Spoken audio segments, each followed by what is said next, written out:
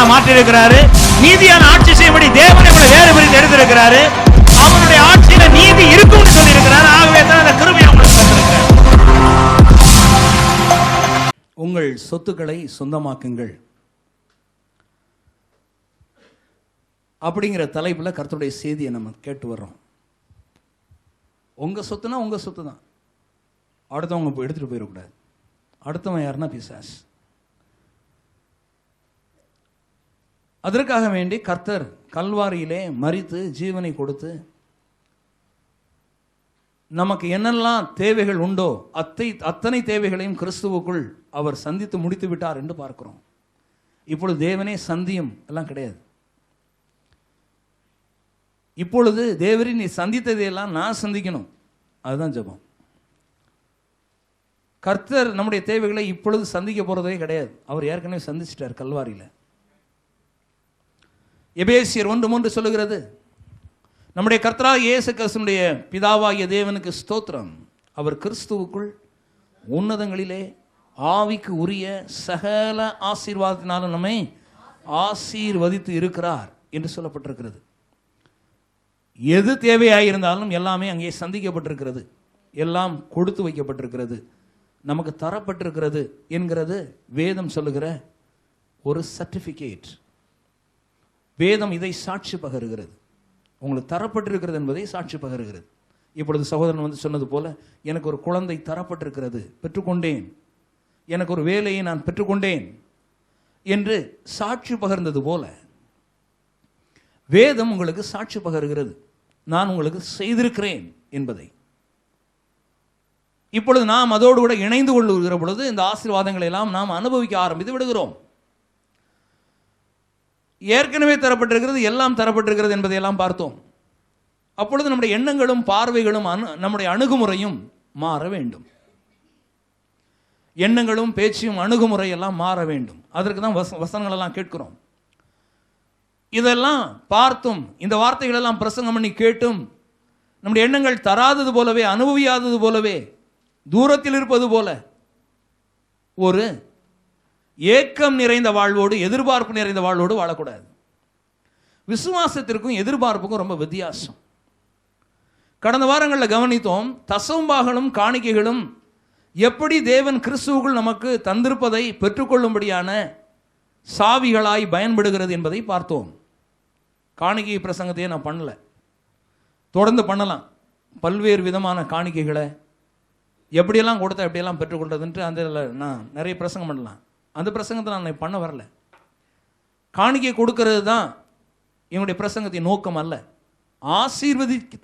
ஆசீர்வாதத்தில் நீங்கள் எல்லாம் ஒவ்வொரு பகுதியிலையும் பெருக வேண்டியது விருப்பமாக இருக்கிறதுனால வேகமாக இன்னொரு தலைப்புக்கு நான் போகிறோம். எப்படி இந்த ஆசீர்வாதங்களை கர்த்தர் உங்களுக்கு கொடுத்ததை எடுத்துக்கொள்வதற்கு காணிக்கைகள் தசம்பாகங்கள் தவிரமும் விசுவாச ஜெபம் உதவுகிறது என்பதை கவனிப்போம். இதெல்லாம் கேட்டிருக்கிறோம். சற்று இவைகளை மறுபடியும் நினைவு கூறுவது அவசியமாக இருக்கிறது. மத்தேயு எழுதின சுவிசேஷம் 21வது அதிகாரம் 22வது வசனத்தை நாம் படித்து அதில் உள்ள சத்தியத்தை மறுபடியுமாய் தியானிக்கும்படியாய் நான் உங்களை வேண்டுகிறேன். மத்தேயு 21:22, மேலும் நீங்கள் விசுவாசம் உள்ளவர்களாய் ஜெபத்திலே எவைகளை கேட்பீர்களோ அவைகளை எல்லாம் பெறுவீர்கள் என்றார். மத்தேயு 21:22. மறுபடியும் படிக்கிறேன். மேலும் நீங்கள் விசுவாசம் உள்ளவர்களாய் ஜெபத்திலே எவைகளை கேட்பீர்களோ அவைகளை எல்லாம் பெறுவீர்கள் என்றார். எவைகளை கேட்பீர்களோ என்கிறது ரொம்ப முக்கியமானது. அவர் சொல்லிட்டார், நீ கேட்கறதுக்கு எல்லையே இல்லை, எதை வேணாலும் கேட்டுக்கோ.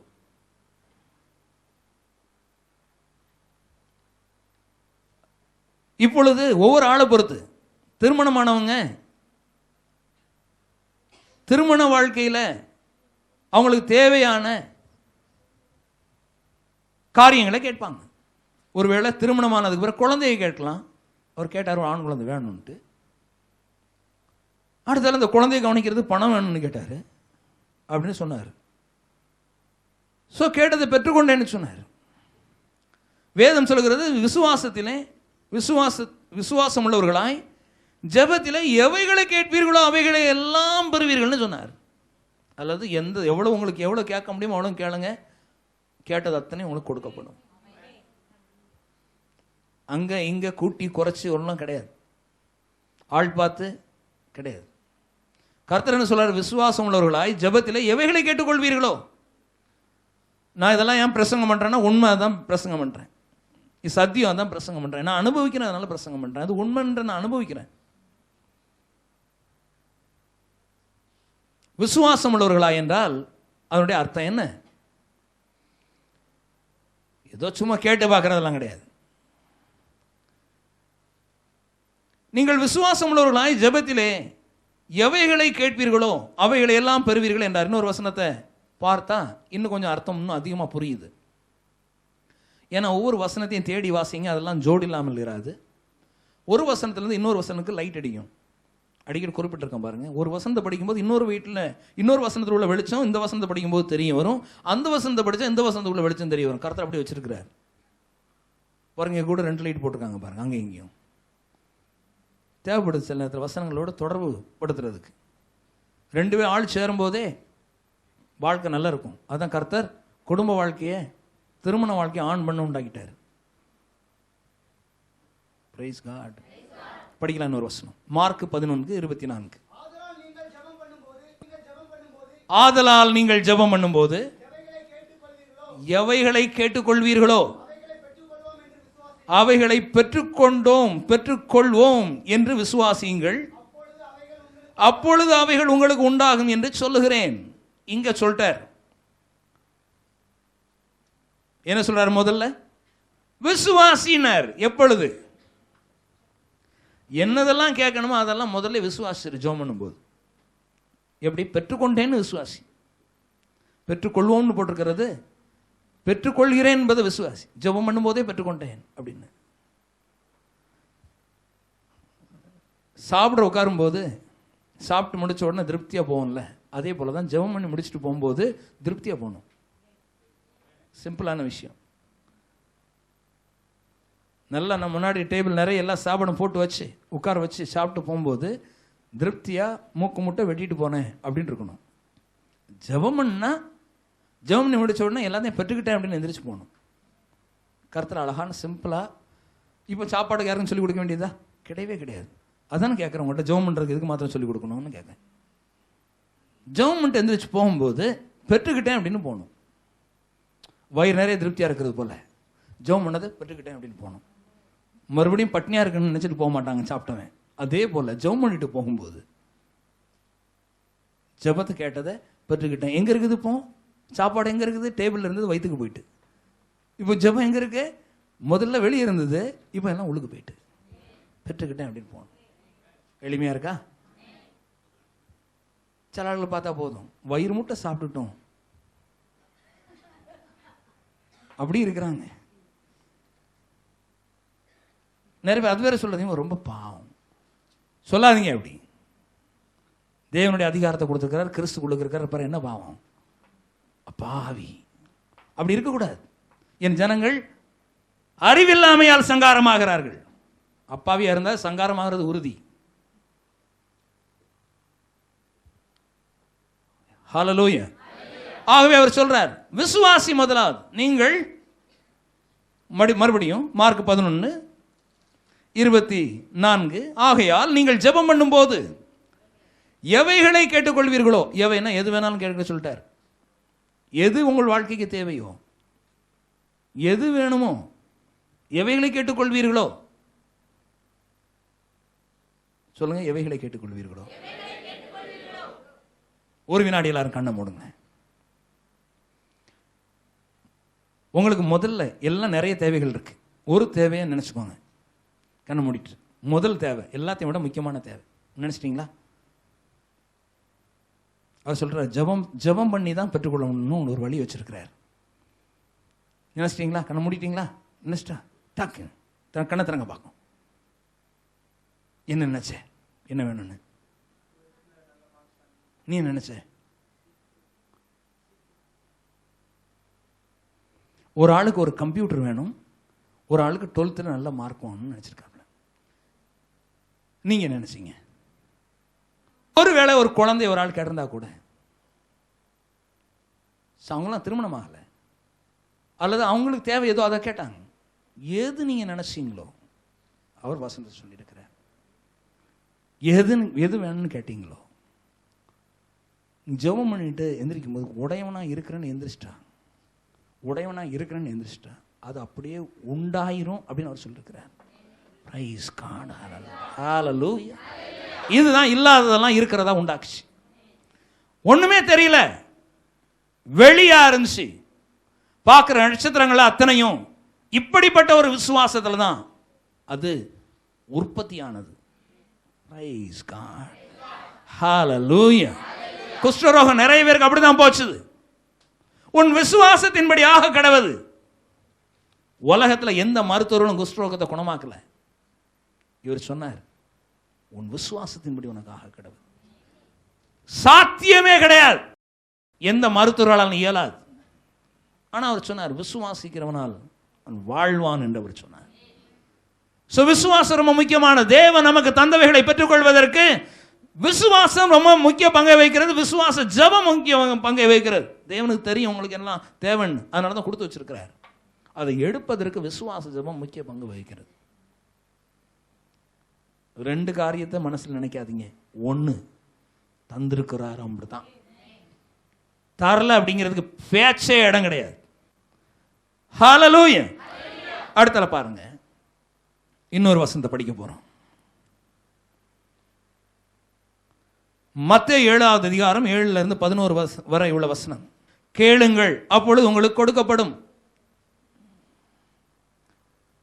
நிறைய பேருக்கு கேட்கிறதே கிடையாது. ஏதோ எல்லாம் தானா நடக்கும் அப்படின்னு நினைக்கிறது. நான் ஆண்டவருடைய பிள்ளை, தானா நடக்கும். நான் சொல்றேன், இதெல்லாம் ஒரு ஒரு ஒரு ஒரு நோய். எல்லாமே தானா நடக்கும். ஆண்டவர் இருக்கிறார், எங்களை பார்த்துக்கிடுவார். நான் ஆண்டவரே தஞ்சம், நாங்கள் வாழ்றோம், ஆண்டோடைய சித்தத்தின்படி நடக்கிறது. இந்த மொட்டை சட்டையெல்லாம் பண்ணக்கூடாது. உங்களுக்கு என்னெல்லாம் தேவையோ அதெல்லாம் சொல்லுங்க ஆண்டவர்கிட்ட. ஆண்டவரே, இது எனக்கு வேணும், நீர் கிறிஸ்துக்குள்ள வச்சிருக்கிறீர். அதை நினைவு கூர்ந்து அதை பெற்றுக்கொண்டது போல விசுவாசம், அந்த ஜெபத்தை ஆண்டவர்கிட்ட கேட்க சொல்லியிருக்கிறார் பாருங்க. பிரைஸ் காட், ஹல்லேலூயா. நமக்கு ஒரு நினைப்பு இருக்கு, எனக்கு அது வேணும் இது வேணும் அப்படின்னு நினைச்சுக்கிடுறோம். பட் பிரேயர்ல கேட்டீங்களா? ஜெபத்துல, அந்த ஜெபத்துல கேட்கும் போது கேட்டுட்டு அதை பெற்றுக்கொண்டேன்ங்கிற விசுவாசத்தோட எந்திரிக்கிறீங்களா? ஜெப ஒழுங்கு இருக்கிறதா? இல்லை ஜெபம் பண்ண மாட்டேன், எப்படியும் அப்படி நடக்கும். என்னுடைய கான்சென்ட்ரேஷன் எல்லாம், என்னுடைய நோக்கம், என்னுடைய எண்ண சிந்தை எல்லாமே இன்னொரு நோக்கத்திலே இருந்து கொண்டு இருக்கிறதா? அதனால தான் அவர் ஜெபத்துக்கு வர சொல்றாரு. ஜெபம் ரொம்ப முக்கியம். ஜெபத்தின் வாயிலாக தான் எனக்கு கிடைக்குது அப்படிங்கிறது உங்களுக்கு தெரியணும். அதுதான் அவர் சொல்றார். ஜெபத்தின் மூலமாகவே பெற்றுக்கொள்கிறாய் என்கிறது உங்களுக்கு இருக்கணும். அதனால தான் அவர் சொல்றார், நீங்கள் உங்களுக்கு எல்லாமே தேவைன்னு கருத்துக்கு தெரியும். அப்புறம் அவர் சொல்றாரு கேளுங்கள்னு. ஏன் சொல்றாரு அப்படின்னா, நீங்க இந்த ஜெபம் கேட்டு தேவனிடத்திலிருந்து பெற்றுக்கொண்டு அவருக்கு நன்றி செலுத்துகிற அந்த ஒரு டிசிப்ளின்ல நீங்க வரணும் அப்படின்னு கர்த்தர் விரும்புறார். ஆமென். கேளுங்கள், அப்பொழுது உங்களுக்கு கொடுக்கப்படும். 8வது வசனம். ஏனென்றால் கேட்கிறவன் எவனும் பெற்றுக்கொள்கிறான். அவர் சொல்லிட்டார், பணக்காரன் கேட்டா கொடுப்பேன், ஏழை கேட்டா கொடுப்பேன்ல, எவனும். இவர் சூப்பர் டங் டாக்கர், அந்நிய பாஷையில் அற்புதமாக பேசக்கூடிய ஆள். 1/2 மணி நேரம் 1 மணி நேரம் அவர் கேட்டால் கொடுப்பேன், இங்கே 2 நிமிஷம் பேசுவாங்க, அவங்களுக்கு கொடுக்க மாட்டேன். அதெல்லாம் கிடையாது. யார் கேட்டாலும் கொடுப்பாங்க. எவனும், சொல்லுங்க எவனும். ஏனென்றால் கேட்கிறவன் எவனும் பெற்றுக்கொள்கிறான். அவர் சொன்னார், என்னிடத்திலிருந்து பெற்றுக்கொள்றதுக்கு தகுதியே கிடையாது. கர்த்தர் தகுதி இல்லாதவனுக்கு தகுதி கொடுக்கிறவர். ஆமென். அதனால எவனும் பெற்றுக்கொள்ளுங்க. வந்திருக்கிற யார் கர்த்தரத்தில் கேட்டுக்கொண்டு நான் எனக்கு அவ்வளோ சரியில்லை பெற்றுக்கிட மாட்டேன் அப்படிலாம் நினைக்காதீங்க. கர்த்தர் உங்களை சரியாக்கிட்டார். நீங்க கேட்டால் அவர் தரேன்னு சொல்லிட்டார். யார் கேட்டாலும் கொடுப்பேன்ட்டார். எது கேட்டாலும் தரேன்ட்டார். எது வேணாலும் நீங்க கேட்கலாம். சொல்லுங்க, எது வேணாலும் கேட்கலாம். எது வேணாலும் கேட்டுக்கிட்டீங்கன்னா எல்லாம் உங்களுக்கு வந்துட்டுனா தான் ஒரு குறையும் இருக்காது. அதுதான் கர்த்தருடைய திட்டம். ஒரு குறையும் உங்கள்கிட்ட இருக்கக்கூடாது.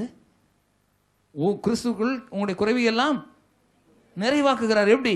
கேட்க கேட்க வந்துகிட்டே இருக்கு, எல்லா குறையும் போயிட்டு. சரீர பிரகாரம் இருக்க குறை கூட தெரியல, ஏன்னா கேட்டீங்க, அது விசுவாசிட்டீங்க, பெற்றுக்கொண்டேன்னு விசுவாசிட்டீங்க, பிறகு வந்து சேர்ந்துட்டு குறை இல்லவே இல்லை. ஆமென். சோ பாருங்க, உங்களில் பாருங்க, அடுத்தால சொல்றாரு, உங்களில் எந்த மனுஷனானாலும் தன்னிடத்தில் அப்பத்தை கேட்கிற தன் மகனுக்கு கல்லை கொடுப்பானா? ஸோ இங்க கேட்டு பெற்றுக்கொள்ளுகிற காரியத்தை சொல்றாரு. நான் உங்கள்கிட்ட கேட்குறேன், பிள்ளைகள் அப்பா அம்மாட்ட கேட்குறா கேட்கலையா? கேட்டா நீங்க கொடுக்குறீங்களா இல்லையா? அவர் அப்படிதான் சொன்னார். அப்பத்தை கேட்டா அது அப்பம் கல், சோறு மண்ணு. சிம்பிளா இருக்கு பாருங்க, தமிழ்ல எளிதா இருக்கு சொல்றதுக்கு. என்ன பாஸ்டர் இப்படி ஒரு மாதிரி காரம் சூரமா பேசுறீங்களுக்கு, கேட்கறதுக்கே காதுல போக மாட்டேங்க, அவ்வளவு தூரம் கஷ்டமா இருக்கு. நீங்க கொடுக்க மாட்டீங்க, ஏன்னா நீங்க அப்பா அம்மா. சோறு போட்டு கொடுமா அப்படின்னு கேட்டா பாத்திரம் மண்ணையா போட்டு கொடுப்பீங்க அப்படின்னு கேட்குறாரு. ரொம்ப தான் உரைக்குது பிரதர். அப்படி உரைக்கல, உங்க அப்பாட்ட லேசா எது கேட்டாலும் சரிதான், அதை தான் கொடுப்பாரு தவிர வேற எதையும் கொடுக்க மாட்டார். அப்படி சொல்லிருக்கிறார். எது கேட்கணும்? வேலை வேணுமா கேளுங்க, அல்லது உங்களுக்கு வேற எது வேணாலும் கேளுங்க, அவர் கொடுப்பார். ஹல்லேலூயா, ஹல்லேலூயா. எது வேணாலும் கேளுங்க, நீங்க எப்படிப்பட்டவங்களா இருக்கலாம், நீங்க கேளுங்க, அவர் சொல்றாரு நான் தாரேன். அவர் சொல்ற, உங்களில் எவன் ஆகிலும் வந்து பார் என்கிட்ட. இந்த உலகத்தில் இருக்கிற அத்தனை பேர்ட்டையும் சொல்றாரு, உங்களில் எவராகிலும் உங்க பிள்ளைகள் அப்பம் கேட்டா கல்ல கொடுப்பையா, மீன் கேட்டா பாம்பு கொடுப்பியா? அவர் சொல்றது பாருங்க, மீன் கேட்டா பாம்பு கொடுப்பியாங்க, சாப்பிட்ற கேட்டா கொத்தது கொடுப்பியா? இப்படியே கொடுப்பீங்க? அதில் சொல்றாரு, நீங்க என்கிட்ட ஆரோக்கியத்தை கேட்டீங்கன்னா, நீங்க என்கிட்ட பொருளாதார ஆசீர்வாதத்தை கேட்டீங்கன்னா, வியாதியை நான் கொடுப்பேன், கஷ்டத்தை நான் கொடுப்பேன்.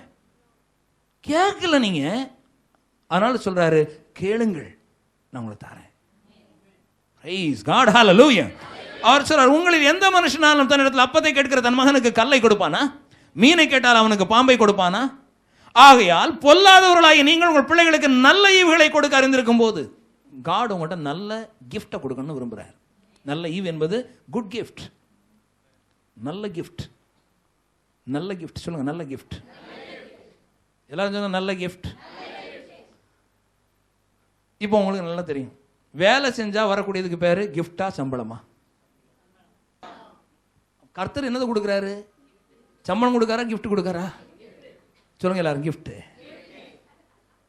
ஹல்லேலூயா, ஹல்லேலூயா. இப்போ புரியுதா? அவர் கிஃப்ட் கேட்க சொல்லியிருக்கார். நான் இவ்வளவு வேலை தானே செய்கிறேன், இவ்வளவு வருமானம் செய்கிறேன், எப்படி ஒரு வீடு வரும், கடன் எப்படி அடைப்போம், எப்படி லோன் வாங்குவோம், எப்படி கொடுப்போம், இதே சுற்றிட்டு வராதிங்க. நீ வேற பாதையில் போறீங்க, நாங்கள் வேற பாதையில் பிரசங்கம் பண்றோம். கர்த்தர் சொல்றார், கிஃப்ட் தரங்கிறார். ஈவின் பாதை. நீங்கள் கேட்டீங்கன்னா கர்த்தர் கிஃப்ட் கொடுப்பாராம். கர்த்தர் கொடுக்கிறது எல்லாமே உங்களுக்கு ஃப்ரீ. பிரைஸ் காட், ஹல்லேலூயா. அவர் சொல்றார், நான் கிறிஸ்துக்குள்ள எல்லாம் போட்டு வச்சிருக்கிறேன், கேளுங்க, நல்ல கிஃப்ட் உங்களுக்கு தரப்படும். கிஃப்ட், கிஃப்ட்ங்கிறது உங்க மெஹனத்துல வர்றதில்லை, உங்களுடைய திறமையில, உங்களுடைய உழைப்புல வர்றதில்லை. நீங்க உழைக்காதது, நெட்டி வேர்வை சிந்தாதது, அதுக்கு ஒன்றும் பண்ணாதது, அப்படி கையில் அப்படி வர்றதுக்கு பேர் கிஃப்ட். அதுக்கு ஒன்று பிள்ளைகள் கர்த்தரால் வரும் கிஃப்ட். பிரைஸ் காட், ஹல்லேலூயா. கர்த்தர் கிஃப்ட்களை கொடுக்கிறார். கர்த்தர் தரலாமே கிஃப்ட். உங்களுடைய திறமையிலிருந்து, உங்களுடைய உழைப்பிலிருந்து வர்றதில்லை, கர்த்தர் இலவசமாய் தர்றார். அதை நம்ம கேட்குறோம், கேட்ட உடனே அப்படி வருது. ஆரோக்கியமா ஆரோக்கியமா இருக்கிறது. இல்லைங்க என் சரீரமே இப்படி தான், கர்த்தர் கிஃப்ட் கொடுக்கிறாரு. இது ஹீலிங், ஆரோக்கியம். Praise the Lord. ஆகையால் பொல்லாதவர்களாகிய நீங்கள் உங்கள் பிள்ளைகளுக்கு நல்ல ஈவுகளை கொடுக்க அறிந்திருக்கும் போது, பரலோகத்தில் இருக்கிற உங்கள் பிதா தம்மிடத்தில் வேண்டிக் கொள்ளுகிறவர்களுக்கு நன்மையானவைகளை கொடுப்பது அதிக நிச்சயம் அல்லவா? அதனால உங்க அப்பாவை பத்தி முதல்ல தெரிஞ்சிருக்கணும். உங்க அப்பா உங்களை காட்டிலும் ரொம்ப நல்லவர். சொல்லுங்க, என் அப்பா என்னை காட்டிலும். விசுவாசிக்கீங்களாங்க? அதை ரொம்ப ரொம்ப நல்லவர். ஆமென். நீங்க உங்க பிள்ளைகளுக்கு என்ன கொடுக்குறீங்களோ அதோட அதிகமாக கொடுக்குறவர். சில பிள்ளைகளுக்கு அப்பா ஜெபம் பண்ணிட்டு, அல்லது எல்லாரும் வீட்டில் ஜெபம் பண்ணியிருப்பாங்க, பிள்ளை பாஸ் ஆயிரும். பார்த்தியா, நான் ஜெபம் பண்ண நடந்துட்டு பார்த்தியா. பிள்ளை நினைப்பா, எங்கள் அப்பா ஜெபத்தில் தான் நம்ம ஸ்கூலே எனக்கு நடக்குது. பிறகு திடீர்னு ஒன்று நடக்கும். அம்மா சொல்லுவாங்க, பாரு நான் நாங்கள் அந்த கூட்டத்தில் ஜெப குறிப்பு ஜெபிச்சதுனால தான் உனக்கு இது நடந்துச்சு தெரியுமா. அப்போ அவன் நினைப்பான், நம்ம ஜெபத்தில் ஒன்றுமே வல்லமை கிடையாது, எங்கள் அம்மா ஜெபத்தில் தான் வல்லமை இருக்கு. பிறகு அவன் போய் சொல்லணும், எங்கள் அம்மா ஜெபிச்சாங்க, அது நடந்துட்டு. இப்படியே பிள்ளைகளை வளர்த்துறாதீங்க. அவர் என்ன சொன்னார் முதல் வருஷத்தில்? மார்க்ல 11 அல்லது மத்திய 21 படிச்சீங்களே, 21 22 படிச்சீங்களே, அதுல என்ன படிச்சீங்க? 21 22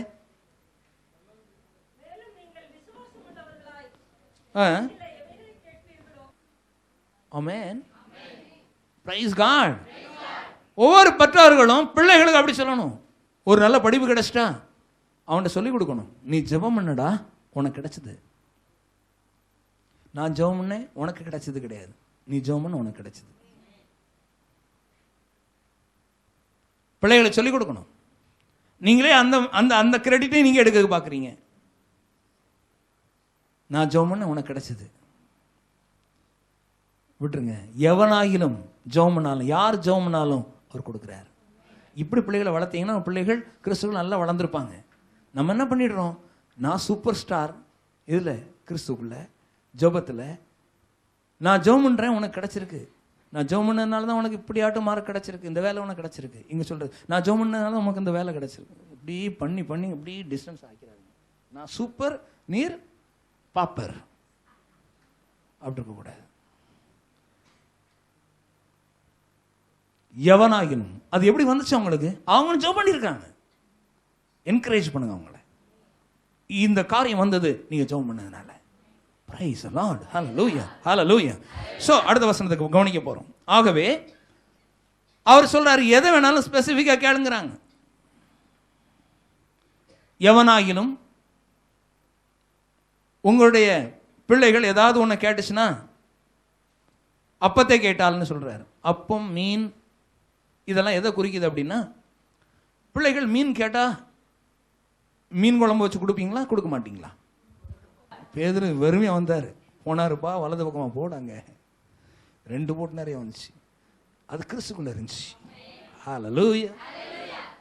அவன் பார்வையில் அவனுடைய திறமையிலலாம் ஒண்ணுமே கிடையாது. எங்க இருக்குன்னு பார்த்தாரு, அவர் காண்டி விடுச்சார். எனக்கு தெரியும் அப்படின்னார். என்னை கிறிஸ்துக்குள்ள நீங்க உறவு வைக்கிறீங்களோ இருக்கிறதுலாம் வெளியே வருது. ஆமென். பாருங்க, கர்த்தர் சொல்றாரு, மீனை கேட்டா கொடுக்காம இருப்பீங்களா? அப்படி இல்லம் பதறாது, என் பிள்ளை கேட்டானே கொடுத்துருவோம், என் பிள்ளை கேட்டாங்களே கொடுத்துருவோம் அப்படிங்கிற ஒரு பாசம் இருக்கு. சொல்றாரு, உங்க பாசத்தை அப்படி தொடுறாரு அவர். உங்க பாசத்தை காட்டலாம் என் பாசம் பெருசுன்னு சொல்லிட்டார் டக்குன்னு. உங்களுக்கு இவ்வளவு தூரம் அனுபவிச்சிருக்கீங்களா உங்க பிள்ளைகள் மேல, அதை காட்டலாம் எவ்வளவு பாசம்னு தெரியுமா? உங்க பிள்ளை கம்ப்யூட்டரா கேட்டா நான் அதோட கூட கொடுப்பேன் உனக்கு. Praise God. ஹல்லேலூயா. அதனால கர்த்தர்ல எது கேட்டாலும் அவர் கொடுக்குறார். அதனால உங்க பிள்ளைகிட்ட தாராளமா சொல்லுங்க, பேகா எங்க இருக்குன்னு சொல்லாதீங்க, பிரேயர் பண்ணு, கிடைக்கும். அவங்க உங்க அப்பாவை கஷ்டப்படுத்தாத, மொபைல் போன் கேட்டுறாத, கஷ்டப்படுத்தாத, சைக்கிள் கேட்டுறாத, பைக்கு கேட்டுறாத. இப்பமெல்லாம் கிடையாது, 10 வருஷத்துக்கு பிறகு தான் கேட்கணும். இப்படியே ஆக்கி அவிசுவாச வார்த்தைகளை வீடு நிறைய பேசி, சர்ச்சுக்கு வந்த உடனே ஊன்னு அல்ல இல்லையான சத்தம் போட்டு துதிச்சு கேட்கும்போது பிள்ளைகளை என்கரேஜ் பண்ணுங்க. இன்னும் கேளுடா வாங்கி தரேன். இப்படியெல்லாம் சொல்லிக் கொடுக்காங்க. இப்போ பாருங்க, வீட்டு போனால் அதெல்லாம் வாங்கி கொடுப்பாங்க. நீங்க எதுக்கு வாங்கி கொடுக்கணும்? அவன் கர்த்தரிடத்தில் கேட்டால் அவ்வளோதையும் பெற்றுக்கொள்வான். கடைசியில் நாங்கள் தானே பிரச்சனை கொடுக்க வேண்டியது, உங்ககிட்ட இருந்து கொடுக்க வேண்டாம், கிறிஸ்துக்குள்ள இருந்து எடுத்து கொடுங்க. சந்தோஷமா இருக்கட்டும் பிள்ளைகள் எல்லாம். கர்த்தரே சொல்லிட்டாரு, ரொட்டி கேட்டா, அப்பத்தை கேட்டா கல்ல கொடுப்பீங்களா? கொடுக்க மாட்டீங்க. அவர் சொல்றார், கேட்கிறவனே அவனும் பெற்றுக்கொள்கிறான். உங்க பிள்ளைகளை முதல்ல கேட்க சொல்லுங்க. ஹல்லேலூயா. ஆமென். சந்தோஷமா இருங்க. பிள்ளைகள் நிறைய கேட்கட்டும், நிறைய கேட்கட்டும், நிறைய கேட்கட்டும், கர்த்தரிடத்தில் நிறைய கேட்கட்டும். குறைவில்லாம அவர்கிட்ட நிறைய இருக்கு. நம்ம ஆள்கள் ஏன் பெற்றுக்கிறது தெரியுமா? கர்த்தர் கொஞ்சம் தான் கொடுப்பார். இந்த வாரம் இப்படித்தான் ரேஷன் கடை வச்சிருக்கிறது போல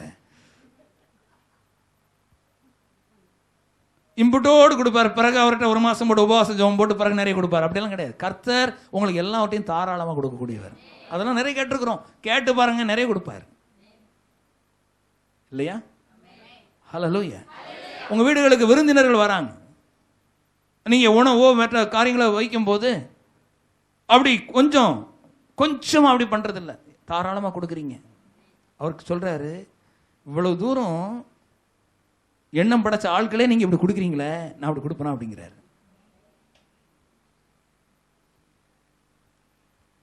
ஆமென். அவர் சொல்ற, என்னிடத்தில் தாராளம் இருக்கிறது, நான் உள்ளத்துல இருந்து ஆழத்துல நான் கொடுக்குறேன். கேட்டா அவனுக்கு குறைய வைக்கிறது கிடையாது, எல்லாம் என்கிட்ட வச்சிருக்கிறேன், அவ்வளவு நான் கொடுத்துட்றேன். அவர் சொல்றாரு கர்த்தர். ஆமென். ஹல்லேலூயா.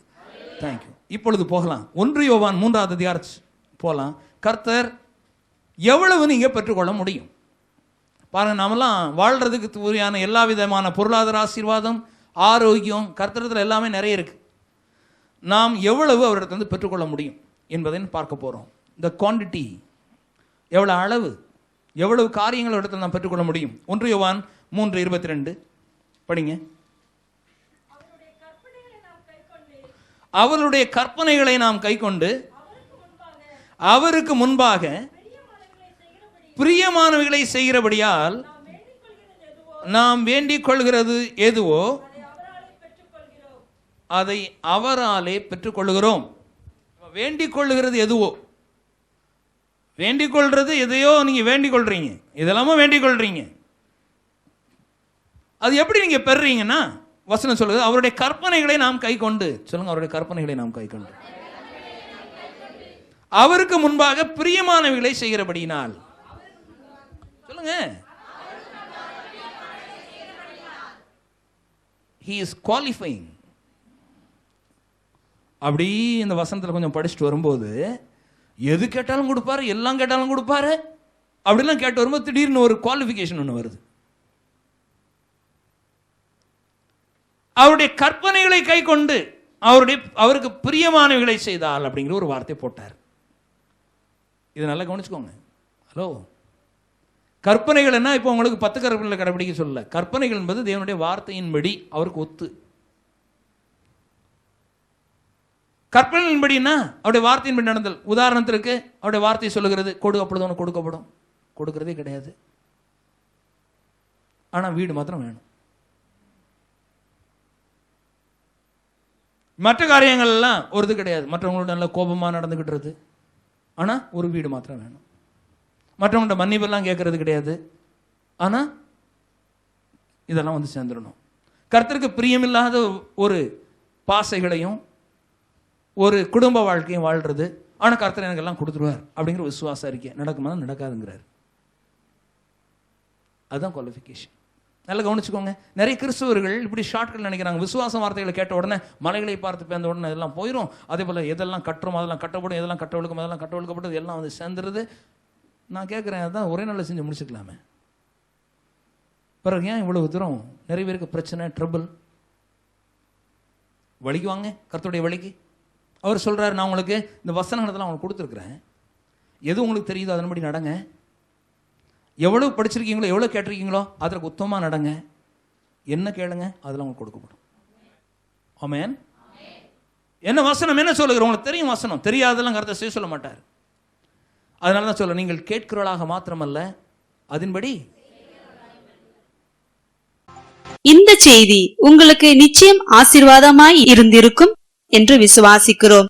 தொடர்ந்து இதே போன்ற செய்திகளை பெற விரும்பினால் எங்களை தொடர்பு கொள்ள வேண்டிய செல் நம்பர் 9821223970.